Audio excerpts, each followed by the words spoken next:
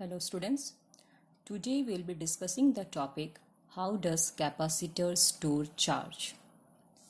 These three figures show how capacitor stores charge when connected to a DC supply. This is a parallel plate capacitor.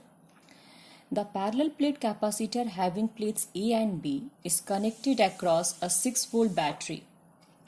When the switch S is open as shown in figure 1, the capacitor plates are neutral. That means there is no charge on the plates. When switch S is closed as shown in figure 2, the electrons from plate A will be attracted by the battery and these electrons start accumulating on plate B. The electrons cannot flow from plate B to A as there is insulating material between the plates. This action is referred to as charging of a capacitor because capacitor plates are being charged.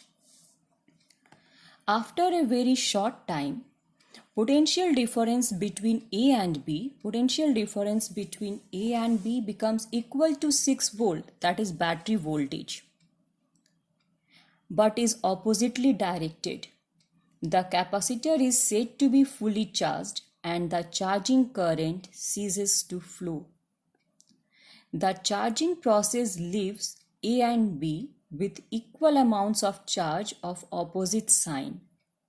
Thus, capacitor plates, which were neutral to start with, now have charges on them. This shows that a capacitor stores charge. The following points are worth nothing. Number 1, the charging current will flow until the capacitor is fully charged.